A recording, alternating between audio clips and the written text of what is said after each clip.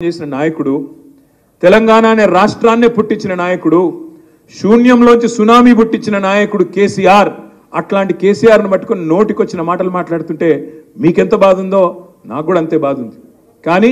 ఈ సన్నాసులకు సమాధానం చెప్పాలంటే కరెక్ట్ జవాబు చెప్పాలంటే పార్లమెంట్ లోనే మన ఓటుతోని మనం వేసే వేటే వీళ్ళకు కరెక్ట్ సమాధానం బాధ ఉంది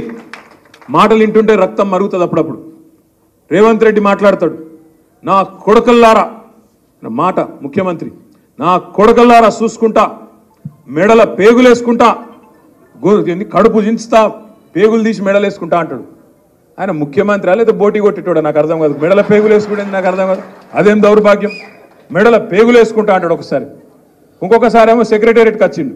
వచ్చి ఏమంటాడు ఈడ లంకె బిందెలు ఉంటాయి అనుకున్నా లంకె బిందెలు లేవు ఖాళీ కుండలు ఉన్నాయన్నారు అయ్యా రేవంత్ రెడ్డి గారు అక్కడ ఖాళీ కుండలేమో కానీ హైదరాబాద్ నిండా ఖాళీ కుండలే ఉన్నాయి నీళ్లు చక్కగా వస్తలేవు దాని సంగతి ఏందో చూడు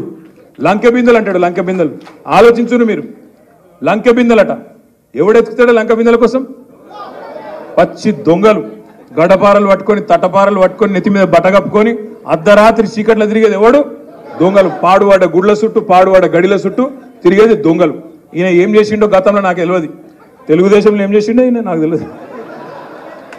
మా మల్లన్నకే బాగా దోస్తాను నాకు తెలియదు పెద్ద నేను ఎందుకంటున్నా అంటే అయ్యా నువ్వే చెప్పినావు మరి నేను చెప్పాలి పాత దోస్తాను నేను ఎందుకంటున్నా అంటే ఇదివరకు ఏం చేస్తున్నాడో తెలియదు కానీ అన్ని గిసోంటి మాటలే ఉన్నాయి ఇంకో మాట అంటాడు మొన్న